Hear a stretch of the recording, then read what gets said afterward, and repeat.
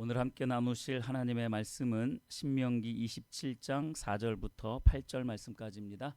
한 절씩 교독하고 마지막 8절은 다 같이 읽겠습니다.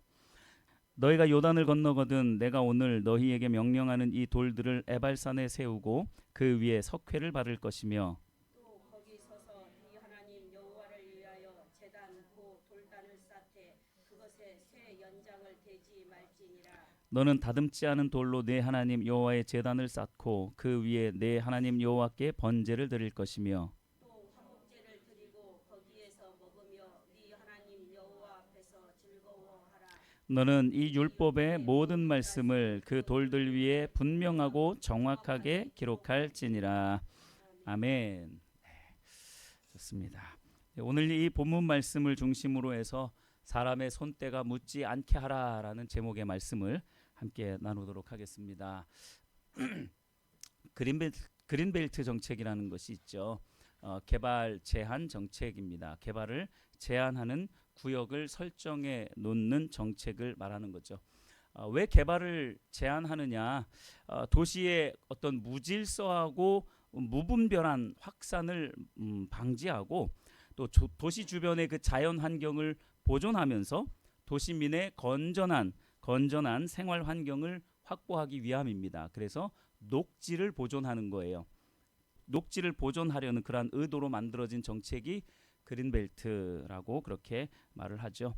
그린벨트 정책은 사실 우리나라에서 만들어진 게 아니라 1930년대 후반 그리고 40년대 초반에 영국에서 만들어진 것이고요. 이것을 우리나라는 적극적으로 수용을 했어요. 누가 그것을 수용했냐면 1971년도에 박정희 대통령이 이 그린벨트 정책을 적극적으로 수용했습니다. 그러니까 나라의 전 세계적으로 이 그린벨트 정책을 수용하는 나라는 그렇게 많지는 않아요. 한 20여 군데 정도 되는 걸로 알고 있는데 그 중에서 대한민국은 이 정책을 가장 적극적으로 수용한 나라 중에 하나예요. 처음에 이제 박정희 대통령이 이것을 처음에 시행할 때에 사방에서 욕을 했어요. 왜 개인의 재산을 나라에서 정부에서 마음대로 그렇게 하려고 하느냐라는 그런 비난이 굉장히 빗발쳤는데 결국에는 이것이 좋은 정책이라는 것을 이제 사람들이 다 알게 됐죠. 그래서 인정을 하게 되어진 정책이기는 한데요. 이 그린벨트라는 것은 결국 자연에 대한 이 사람의 배려예요. 자연에 대한 이 사람의 손을 최대한 닿지 않게 만들어서 그 자연이 가장 원초적이고 자연스러운 원래 모습을 유지할 수 있도록 만들어 놓은 사람들의 노력이라는 거죠. 자연이 가지고 있는 그 무궁무진한 가치를 너무나도 사람들이 잘 알고 있기 때문에 이러한 정책들을 펼치는 것이죠. 그런데 잘 살펴보면 사실 이 세상에 그 어느 것 하나도 사람의 손이 닿지 않은 것은 없는 것 같아요. 솔직히 사람 손이 안 닿는 곳이 이 세상에 있을까요? 정말로 아주 극소수의 지역이나 또는 극소수의 어떤 부분들, 요소들 이러한 부분들을 제외하고는 이 세상의 모든 것들이 모두 다 사람의 손을 거쳐간 그러한 부분들이다라는 겁니다. 그래서 과거에는 사람이 도무지 살 수 없을 거라고 말했던 뭐 알래스카나 극지방, 남극이나 북극지방 이미 사람들에 의하여서 다 정복이 되었잖아요. 그래서 다 사람들이 그곳에서 생활하고 있습니다. 특히 알래스카 같은 경우에는 70만 명 이상이 살고 있다고 그렇게 말을 합니다. 자연 환경뿐만 아니라 어떤 인간의 생각, 사고, 그리고 판단하고 계획하고 문제 해결하는 그 모든 부분들에 있어서 사람들의 손길은 다 닿고 있어요. 너무 많은 부분에 사람들의 손길이 다 있는 거죠. 특히 뇌과학자들이 말하는 이 전두엽의 손상에 대한 이야기는 굉장히 많은 시사점을 이야기를 하고 있어요. 얼마나 많은 이 사람들의 손이 사람의 생각까지도 손을 대었는지 뇌과학자들이 항상 말하는 게 그거예요. 이 전두엽의 손상이 오늘날에 굉장히 심각하다라는 거죠. 그러니까 이 전두엽의 손상은 어떤 질병에 의하여서 손상되는 부분도 당연히 있고요. 또 질병이 아니라 우리의 어떤 삶의 습관 때문에 망가지고 손상되는 그런 부분들이 많은데 삶의 습관 중에 가장 큰 부분이 뭐냐면 이겁니다. 스마트폰하고 스마트 기기들 그리고 컴퓨터 뭐 이런 것들이에요. 그런 것들을 통해서 굉장히 반복되는 그런 영상들이 있죠. 유튜브에 가장 짧은 영상이 뭐예요? 유튜브는 쇼츠라고 하죠. 인스타그램은 릴스라고 또 하고요. 그리고 틱톡이라는 또 다른 플랫폼이 아예 또 하나 있어요. 그러니까 이런 쇼츠나 릴스 또는 이 틱톡 이러한 것들이요. 짧게는 30초에서 3분 안쪽으로 영상들이 계속 반복되는 거예요. 한번 틀어놓으면 그게 계속 반복이 돼요. 이렇게 넘기면 계속 나옵니다. 그거와 알고리즘이 비슷한 것들이 계속 나와요. 내가 그동안 봤던 것들이 계속해서 나옵니다. 여러분 중독이라는 것이 뭔지 아십니까? 반복이에요. 중독이라는 것은 반복입니다. 그러니까 사람들의 이 전두엽이 굉장히 많이 망가지는 한 부분이 이러한 반복적인 영상 시청을 통해서 이 전두엽이 마비가 오는 거예요. 그래서 사고하는 능력이라든지 뭔가 판단하는 능력이라든지 문제 해결하는 능력이 현저하게 떨어지는 겁니다. 이러한 현상들이 우리 모두에게 어느 정도는 있어요. 때로는 내 감정을 때로는 주체하지 못하는 이런 여러 가지 것들이 이 전두엽이 손상이 되어서 이러한 일들이 벌어진다고 그렇게 이야기를 하고 있습니다. 이 중독이라는 것은 사실 뭐 여러 가지가 있잖아요. 근데 이 중독이라는 것은 굉장히 고치기가 어려워요. 굉장히 어렵습니다. 뭐 중독이라는 것이 뭐 여러 가지가 있지만 도박, 마약, 게임 뭐 이런 것들만 중독되는 게 아니에요. 술, 담배 이런 것만 중독되는 것이 아닙니다. 영상 시청도 중독이 될 수 있는 거예요. 근데 이 영상 시청이 바로 우리의 뇌, 특히 전두엽을 망가뜨리는 주범이 된다라는 것입니다. 마치 마술사가 조그만 수건 안에서 손짓 몇 번만 하면 그 안에서 무엇이든지 나오는 토끼도 나왔다가 새빨간 장미도 나왔다가 비행기도 나왔다가 별의별 것들이 그 작은 손수건 안에서 마치 창조되듯이 그렇게 나와요.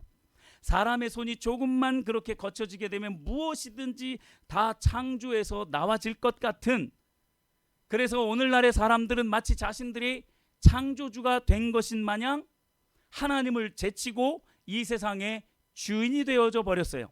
그래서 모든 것들을 다 주관하려고 합니다. 이게 사람들의 교만인 거죠. 그러니까 사람들의 손이 닿는 곳은 다 뭔가 변질되기 시작합니다. 자연 환경뿐만 아니라 인간의 이 뇌 영역까지도 그렇게 변질되어지고 고치기 어렵기에 그렇게 상해버리는, 고장나버리는 그런 현상들이 일어나는 것이죠. 사람의 손때가 묻은 것은 결국 자연의 본래 가치와 순수한 인간 본연의 그 존재의 가치를 훼손하는, 훼손시키는 그러한 일들이 발생하게 마련인 거죠. 사람의 손이 거치면 그렇게 되어져 있어요. 다 발전하는 것 같죠. 다 발전하는 것 같고 사람이 다 잘 살게 만드는 것 같죠. 그렇지가 않습니다. 이 사람의 손때가 묻는 것은 본래의 가치를 훼손시키는 거예요. 자, 본문 말씀으로 한번 돌아가 보도록 하겠습니다. 본문 말씀은요, 모세와 장로들이 모든 백성들을 다 불러 모아놓고 무언가를 당부하는 것을 기록해 놓은 말씀이에요. 무언가를 당부했냐면 이제 요단강을 건너가게 되면 본격적으로 하나님께서 약속하신 그 약속의 땅, 가나안 땅에 들어가게 될 텐데, 그 가나안 땅에 들어가자마자 너희들이 해야 할 것이 있다. 그것은 두 가지인데, 하나는 비석을 세워놓고 그곳에다가 하나님의 말씀을 기록해라. 또 하나는 돌을 쌓아서 제단을 만들어라. 그리고 거기에서 하나님께 제사를 드려라. 이 두 가지를 말씀을 하고 계십니다. 그런데 어디에다가 돌비를 세우고 또 돌단을 쌓으라고 말씀을 하고 있냐면 에발산이라는 산에다가 돌비를 세워서 하나님의 말씀을 기록하고 또 돌단을 쌓고 거기서 하나님을 예배하라고 그렇게 말씀을 하고 있습니다. 어떤 산이라고요? 에발산이라는 산입니다. 여러분들이 성경을 조금이라도 읽어보셨다면 이 에발산이 어떤 곳인지 여러분들은 잘 아실 것입니다. 에발산이 어떤 곳이에요? 저주를 선포하는 곳입니다. 저주를 선포하는 산이 에발산이에요. 굉장히 상징적인 의미가 있죠.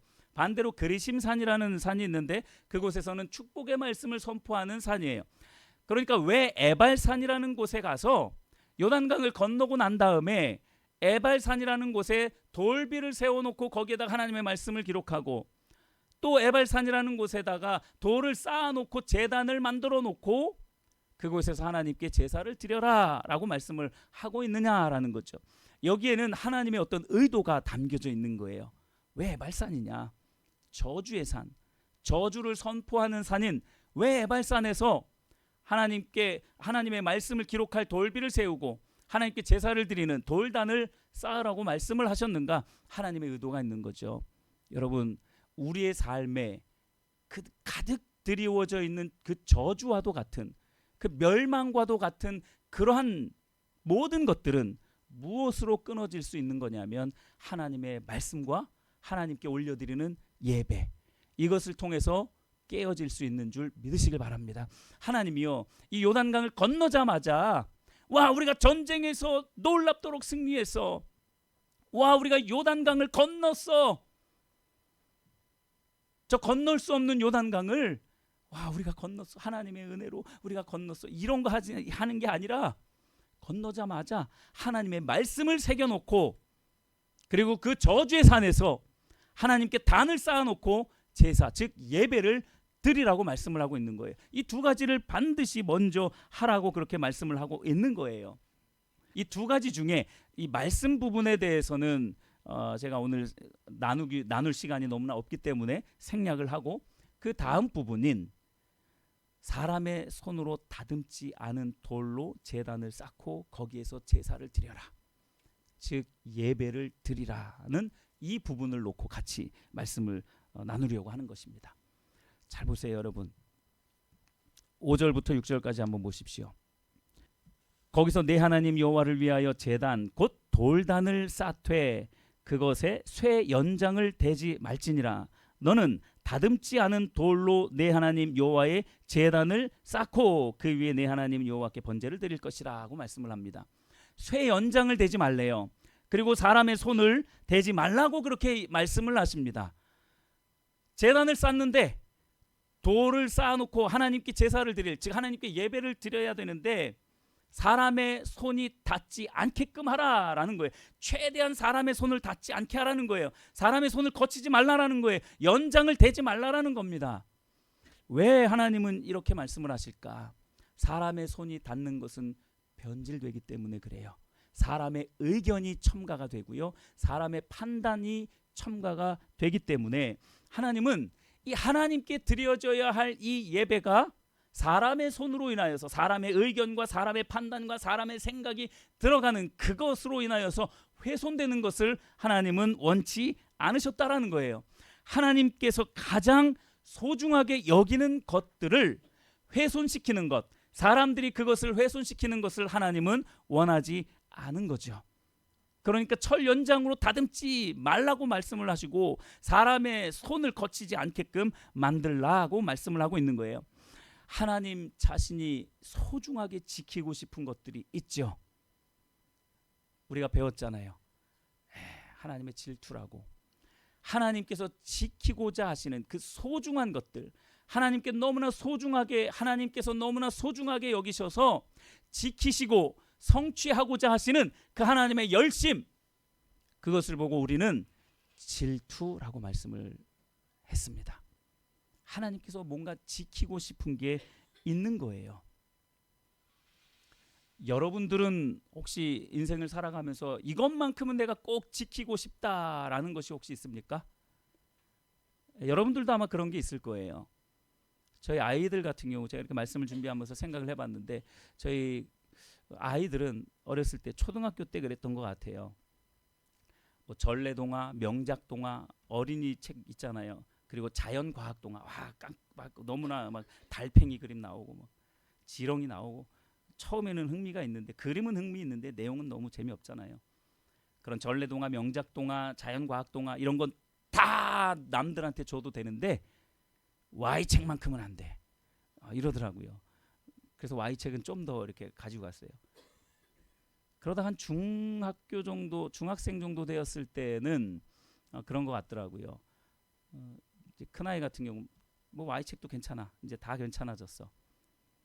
다른 장난감도 다 괜찮아. 그동안 가지고 놀았던 조그만한 차, 그거 뭐야 그거? 토미카. 토미카 그거 많이 모아놨거든요. 그런 것도 다 괜찮아. 근데 레고만큼은 안 돼요. 그러더라고요. 그리고 딸아이는 다른 건 다 괜찮아. 근데 내가 가장 아끼는 요 인형들 몇 개, 요것들은 안 돼. 그래서 얼마 동안 그 인형들을 버리지도 못하고 뭐 팔지도 못하고 가지고 있다가 엄마의 실수로 다 버려버렸어요. 그래서 나 얼마나 울던지 그때 굉장히 많이 울었어요. 누구나 다 지키고 싶은 것들이 있어요. 뭔가 이거는 나에게 있어서 가장 소중한 거야 라고 생각을 하기 때문에 지키고 싶은 것이 있어요. 그런데 인간이 지키고 싶은 것들은 시간이 지나면 어떻게 됩니까? 가치가 없어요. 별 의미가 없습니다. 지금 우리 아이들에게 Y책 의미 있니? 가지고 있는 거 의미 있니? 그러면 별 의미가 없어요. 레고 가지고 있는 거 의미 있니? 그러면 별 가치가 없어요. 인형, 물론 아직도 우리 딸은 인형을, 조그만한 인형들 굉장히 좋아하기는 하지만 그렇게 과거에 가지고 있었던 그런 인형들 크게 가치가 없어요. 사람들이 지키고자 하는 것들은 그 순간에 인간적인 마음에 내가 너무나 좋아하는 것이기 때문에, 그러나 결국에는 영원한 가치가 있는 것이 아니라 늘 변하고 변질될 수밖에 없는 그러한 가치, 그것들을 사람들은 소중하다라고 생각을 합니다. 그래서 그걸 지키고 싶어 해요. 물론 그렇게 지키려고 하는 거 무시할 수는 없죠. 당연히 인정을 합니다만은 여러분, 하나님, 진리신 하나님, 온 천지 만물을 창조하신 그 하나님이 뭔가를 지키고 싶다라면 그 존재의 가치는 어떻겠느냐라는 거예요. 이거는요, 사람들이 생각하는 그러한 가치와는 전혀 비교할 수 없을 만큼의 무궁무진한 가치, 영원한 가치가 있는 것이기 때문에 하나님은 그것을 지키고 싶어 하시는 거예요. 그래서 하나님이 그렇게 소중하게 여기는 것들을 지키고 싶어 하시는데, 그 열망함을 가지고 그것을 지키고 싶어 하는데, 그 하나님의 질투를 가지고 지키고 싶어 하는 것들이 몇 가지가 있었어요. 대표적으로 7가지가 있었잖아요. 7가지가 하나님의 거룩함과 하나님의 이름과 예배와 말씀과 교회와 예수님과 성령님, 이 7가지를 하나님은 영원한 가치로 여기시고 그것을 지키고 싶어 하시는 거예요. 거기에는 절대로 사람의 손이 닿지 않게 되기를 하나님이 원하시는 거예요. 그러니까 왜 제단을 쌓고 하나님께 제사를 드리되 왜 철 연장으로 다듬지 않은 돌로 쌓으라고 말했는지, 왜 사람의 손이 거쳐지지 않은 그러한 돌로 제단을 쌓고 하나님께 예배하라고 말씀하셨는지, 변질되지 않게 되기를 바라는 이 하나님의 마음 중심이 실려져 있는 것입니다. 이건 단지 우리가 지키고 싶은 그러한 종류의, 하찮은 그러한 종류의 것이 아니라는 거예요. 하나님이 지키고 싶어 하시는 것은 영원하고 무궁한 가치가 있다는 것을 믿으시기를 바랍니다. 이처럼 하나님은 하나님께 속한 이 소중한 것들을 보호하시고 성취하시기 위한 그 열심의 마음을 가지고 계십니다. 하나님이 지키고 싶어 하는 것들을 대표적으로 방금 말씀을 드린 그 7가지라고 말씀을 드렸어요. 그러니까 예배에는 사람의 의견이나 또는 사람의 어떤 판단, 이러한 것들이 첨가되지 않아야 된다라는 거예요. 예배는 그저 하나님의 본심이 온전하게 드러나야 하고 사람들의 순전한 마음이 그대로 드러나야 하는 거예요. 사람들의 마음도 무언가가 가미되어서는 안 돼요. 누군가를 의식하고 사람의 감정을 끌어올리려고 하는 어떤 예배의 형식을 빌려다가 음악적인 요소들을 다 끌어다가 사람들의 감정을 터치하고 사람들의 감정이 끌어오르도록 만드는 이런 모든 요소들을 다 없애야 된다라는 거예요. 이걸 하나님이 지키고 싶어 하는 거예요. 사람의 손때가 묻지 않은 예배. 여러분, 다시 한번 오늘 읽은 말씀을 다시 한번 살펴보십시오. 하나님을 위해 제단을 쌓되 연장을 대지 않은 돌, 사람이 다듬지 않은 돌로 제단을 쌓고 그곳에서 순전한 제물을 하나님께 올려 드려라. 그리고 그 제단 앞에서, 즉 하나님 앞에서 먹고 마시면서 즐거워해라. 이게 뭘 의미하는지를 간단하게 세 가지로 함께 살펴보려고 합니다. 첫 번째, 사람의 의견이나 판단이라는 이 손때가 묻지 않은 이 예배 준비의 마음을 하나님이 원하십니다. 잘 보세요. 5절과 6절을 한번 보십시오. 쇠 연장을 대지 않은 돌, 즉 사람의 손으로 다듬지 않은 돌로 하나님을 위한 제단을 쌓으라, 이거예요. 제단을 쌓는 것, 돌을 쌓는 거죠. 무엇을 위해서 돌을 쌓습니까? 제사 드리기 위해서죠. 예배 드리기 위해서 돌을 쌓는 겁니다. 이것이 의미하는 바는 예배 드리기 위한 우리의 마음의 자세를 말하는 겁니다. 예배 드리기 위한 우리의 마음의 자세가 준비되어져야 되는 거죠. 마음의 자세가 먼저 준비되어져야 하는 거예요. 제단을 쌓는 행위는 경배와 찬양을 준비하는 단계라고도 볼 수 있는 것이죠. 우리의 마음을 준비해야 된다라는 것입니다. 우리의 마음에 손때가 묻기 시작하면 이 예배를 준비하는 마음은 사라지고 우리 마음 가운데 무엇만 남냐면 분주함과 조급함만 남습니다. 분주함과 조급함만 남아요. 예배 후에 내가 결혼식장에 가야 되는데, 예배 후에 무슨 행사가 있는데, 이런 식으로 생각을 하면 우리의 조급함이 생겨질 수밖에 없어요. 예배는요, 조급함으로 드리면 안 됩니다. 그게 사람의 손때가 묻은 거예요. 분주함으로 드리면 안 돼요. 막 피곤해, 그러니까 힘들어, 이렇게 돼버리면 안 된다라는 거예요. 이 분주함과 조급함이 결국은 사람의 손때가 묻었기 때문에 그런 거예요. 그래서 우리가 이 예배를 준비하기 위해서, 이 제단을 쌓기 위해서 우리가 무엇을 할 수 있느냐, 가장 중요한 것은요, 주일 아침이 아니에요. 주일 아침에 이 예배를 준비한다? 아닙니다, 여러분. 6일 동안의 삶을 통해서 이 마음의 자세와 태도를 준비하는 거예요. 6일 동안에 우리의 삶이 어떠했느냐에 따라서 이 예배자의 마음이 준비되어지는 거예요. 여러분, 그래서 예배 준비를 위해서, 이 주일 예배를 준비하기 위해서 토요일 밤에 빨리 자야 됩니다.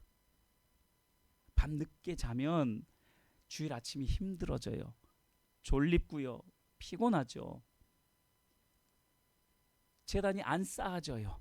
하나님께 제사를 드려야 되는데, 예배를 드려야 되는데, 이게 준비가 안 되니까 하나님께 예배가 안 드려지는 겁니다. 토요일 밤에 아까 말씀을 드렸던 쇼츠, 릴스, 틱톡 이런 것들 보면서 시간, 항상 그렇다니까요. 사단의 유혹이 그래요. 요거 내가 한 10분만 보자. 짧은 것들이니까 여러 개 볼 수 있잖아요. 10분만 보자. 아니 30분만 보자. 10분, 30분으로 끝나는 사람 있어요 혹시? 그 사람은 대단한 거예요. 진짜 그 사람은 대단한 사람입니다. 근데 대부분 그렇지가 않아요. 10분만 보자 하면 30분으로 가고요. 30분만 보자 그럼 1시간, 2시간 이렇게 가요. 많은 경우에. 그러니까 피곤해지는 거예요. 예배 준비가 안 되는 거죠. 하나님은 이러한 사람의 손때가 묻지 않은 순전한 마음으로, 이러한 마음의 자세로 예배가 준비되어지기를 간절히 바라신다라는 거예요. 하나님은 우리의 마음 중심, 가장 순전하고 사람의 손때가 묻지 않은 가장 순전한 그 마음 중심으로 준비되어진 그 예배를 하나님은 받기를 원하신다라는 거예요. 그래서 이 준비된 마음을 위해서 주일 아침에 뿐만 아니라 6일 동안 여러분 삶의 예배를 하나님께 올려드리시기를 예수님의 이름으로 축복합니다. 그때 준비가 되어져야 주일 아침에 진짜 분주하지 않고 조급함으로 예배를 드리지 않을 수 있습니다. 두 번째, 사람의 손때가 묻지 않은 그러한 예배 자체를 받고 싶어 하십니다. 사람의 손때가 묻지 않은 그 예배 자체를 받고 싶어 합니다. 6절 하반부를 보십시오. 그 위에 내 하나님 여호와께 번제를 드릴 것이며 라고 말씀하고 있죠. 철 연장이 닿지 않은, 사람의 손으로 다듬지 않은 그 돌로 이제 제단을 쌓았어요. 이제 예배자의 마음을 준비했어요. 그리고 그 위에 이제 뭘 하라는 거예요? 여호와께 뭘 하라는 겁니까? 번제를 드리라는 거예요. 즉 예배를 하나님께 온전하게 올려 드리라고 말씀을 하고 있는 거예요. 그런데 그 예배가 결국에는 뭡니까? 사람의 손때가 묻지 않은 예배를 하나님께 올려 드리라고 말씀하고 있는 거예요. 여러분, 우리가 음식도 마찬가지죠. 인공 조미료가 많이 들어간 것은요, 당장에는 맛있어요. 당장에는 우리의 입맛을 확 끌어요. 물론 그렇지 않은 입맛도 있어요. 굉장히 고급진 그런 입맛도 있기는 한데, 대부분의 경우, 저 같은 경우에는 그렇더라고요. 음식점에 가서 그 조미료를 많이 넣고 뭐 다시다 넣고 뭐 하여튼 많은 조미료를 넣고 끓인 그러한 탕이나 국을 먹으면 와, 입맛 처음에 진짜 맛있어요. 근데 다 먹고 난 다음에는 왠지 좀 찜찜해요. 그런 게 있습니다.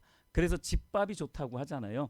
집밥은 내 가족들이 먹는 거니까 가장 좋은 것으로 하잖아요. 그래도 풀도 가장 좋은 것으로 하려고 하고, 야채도 그렇고 뭐 어떤 재료를 쓰더라도 그래도 이왕이면 좋은 것으로 그렇게 만들려고 하잖아요. 그래서 집밥이 좋다는 것이죠.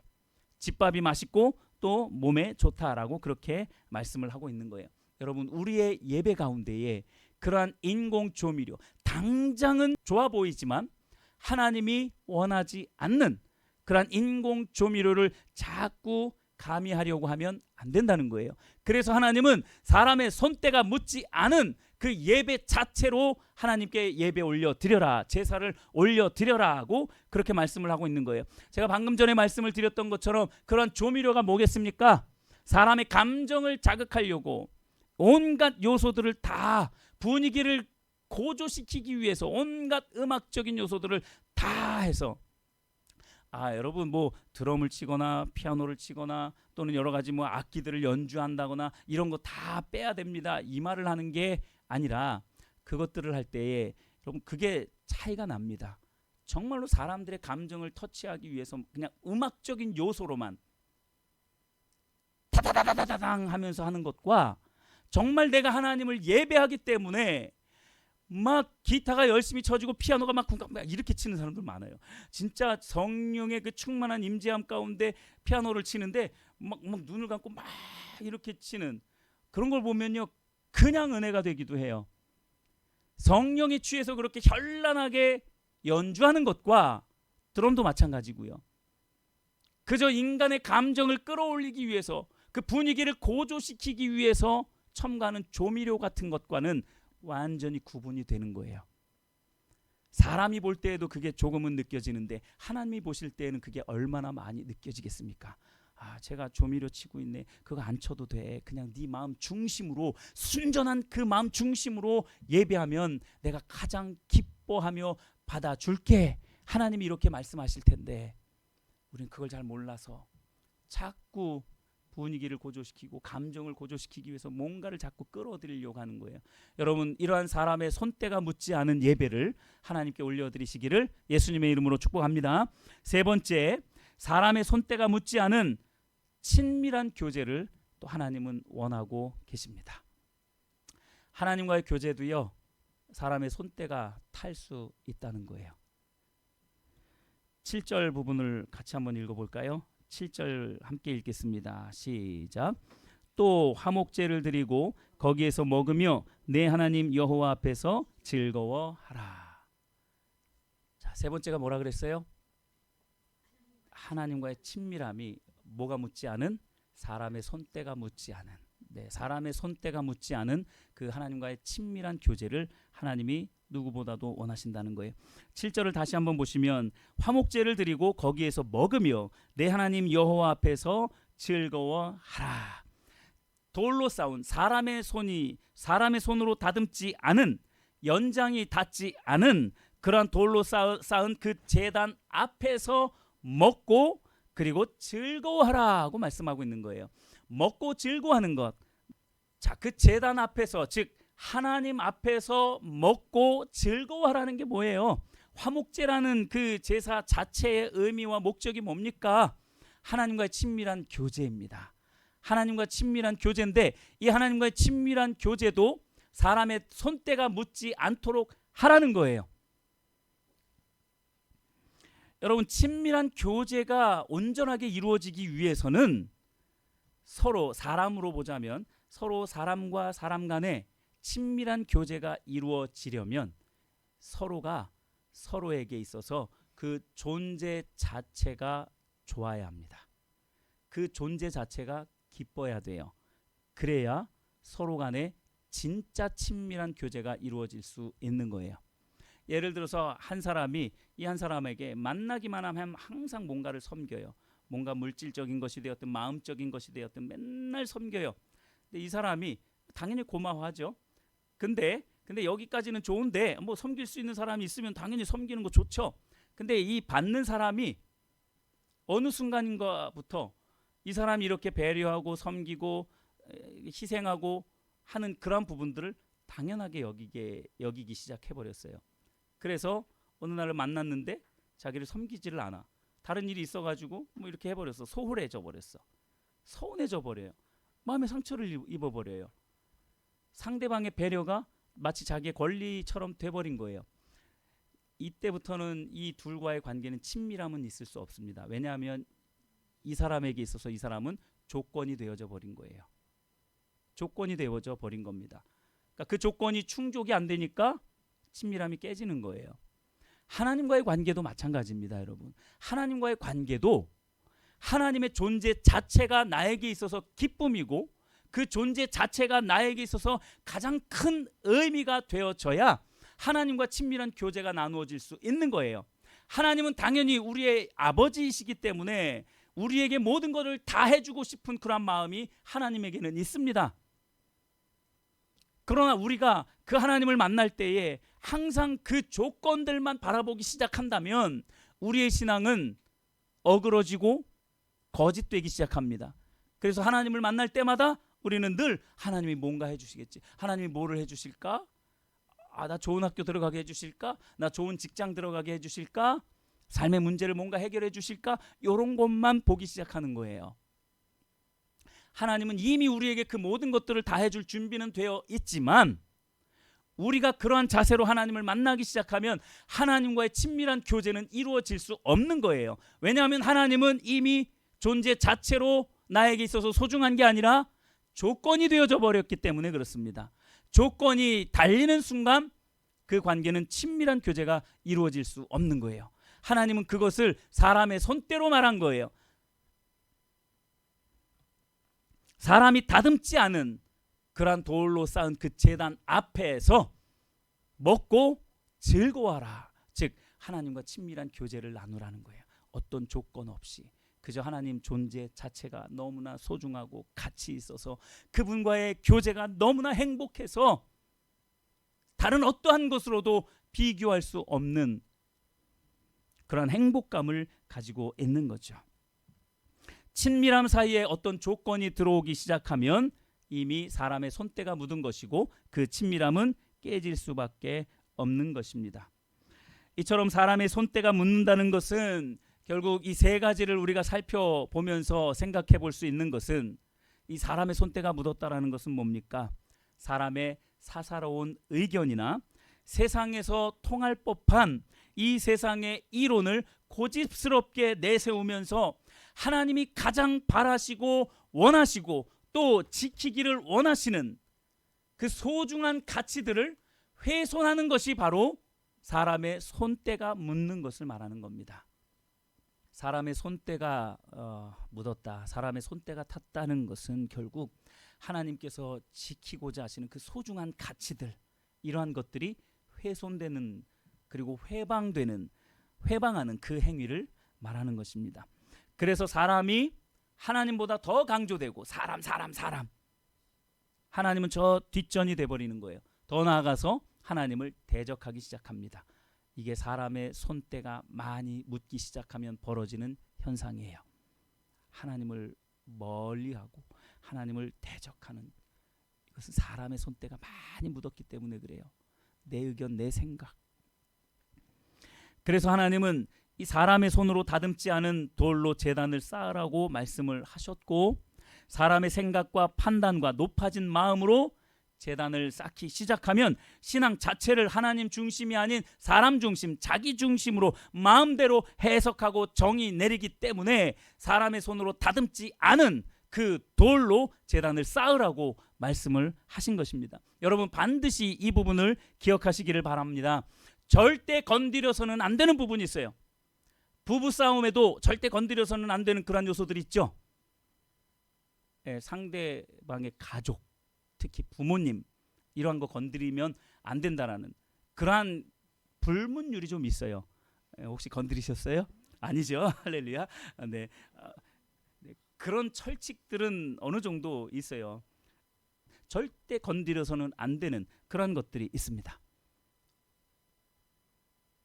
우리 삶의 지혜는 있어요. 싸울 때 이러한 부분들을 건드리면 안 돼. 이런 생각들은 있어요. 그런데 하나님께서 그토록 지키고 싶어 하시는 그것들, 절대로 건드려서는 안 되는 그 소중하고 순수하고 영원한 가치가 있는 그것들을 사람들은요 너무 쉽게 건드려 버려요. 하나님 살아있기나 해? 이거는요 부모님에게 당신이 나를 낳았으니까 이 모양 이 꼴이지, 누가 나를 이렇게 낳으라고 했어? 이렇게 말하는 것보다 훨씬 더 무서운 범죄입니다.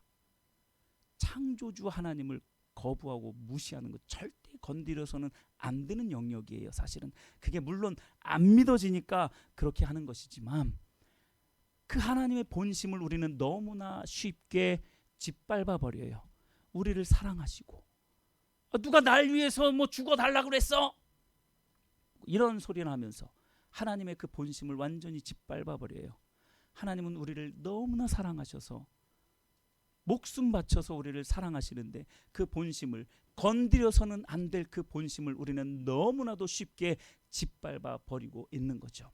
절대로 손대서는 안 되는 그런 부분들이 있는 거예요. 저와 여러분들의 삶 전체가 하나님의 영광을 찬양하며 드러내는 것, 이러한 것들을 우리가 건드려서는 안 되는 거예요. 우리 모두의 성도의 삶의 내용이 하나님이 기뻐하실 만한 내용으로 가득 차는 것, 이러한 것들 우리가 건드려서는 안 되는 거예요. 예배를 해방하는 행위라든지 그런 것들은 우리가 해서는 안 되는 거죠. 함부로 손을 대서는 안 되는 것들이 너무나 많이 있습니다. 하나님의 가치, 하나님께서 가치 있게 여기시는 그 모든 것들을 우리가 함부로 손대고 고치고 내 마음대로 판단해서는 안 된다라는 것입니다. 말씀을 이렇게 마치도록 하겠습니다. 하나님은 사람의 손때가 묻지 않은 가장 하나님다운 예배, 가장 순전하고 거룩한 예배, 그리고 우리의 삶을 원하십니다. 이것을 다른 말로 어떻게 표현할 수 있냐면 하나님의 형상으로 변화된다라고 말씀할 수 있어요. 하나님은 우리 자신이 하나님의 형상으로 변화되어지기를 원하세요. 또 다른 말로 하나님은 하나님께로 우리 모든 성도들이 또는 믿지 않는 자들이 하나님께로 여호와께로 돌아오기를 간절히 바라고 계세요. 하나님께로 돌아온다라는 것은 또 다른 말로 무엇이라고 말씀할 수 있냐면 신앙의 본질로 돌아와야 된다라는 것으로 설명할 수 있습니다. 하나님의 형상으로 회복되는 것, 여호와께로 돌아가는 것, 신앙의 본질이 회복되는 것, 이 모든 것들은 결국 하나님이 이거는 노터치해라, 이거는 건드리지 말아라, 이거는 내가 가장 가치 있게 여기는 부분이다 라고 말씀하고 있는 부분입니다. 이것을 우리가 손대어서는 안 된다라는 거예요. 저는요 이 말씀을 준비하면서 이런 생각이 들더라고요. 이 하나님께서 가장 가치 있게 여기는, 오늘 우리가 그 예배라는 부분에 집중해서 말씀을 드렸지만 7가지가 있었잖아요. 거룩함 이름부터 해서 예수님 성령님까지 그 7가지가 있었는데 그 중에서 예배 한 가지 부분만 우리가 살펴본 거예요. 저는 말씀을 준비하면서 그런 생각이 들더라고요. 정말로 이 하나님이 가장 소중하게 여기시는 이 무궁무진한 영원한 가치가 있는 그 하나님의 질투가 들어있는 그 모든 것들을 좀 정책적으로라도 그린벨트로 좀 묶어놓으면 어떨까? 사람들이 좀 침범하지 않도록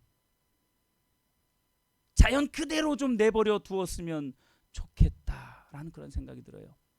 여러분, 그러기 위해서 우리가 하나님께로 돌아가야 돼요. 신앙의 본질로 돌아가야 합니다. 하나님의 형상을 회복해야 합니다. 그것을 하나님이 가장 우리에게 원하시는 것이죠.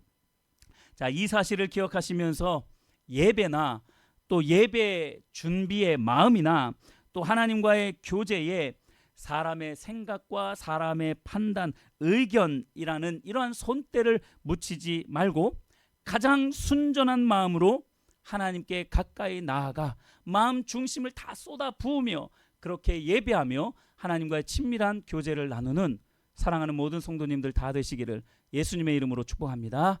할렐루야. 아멘.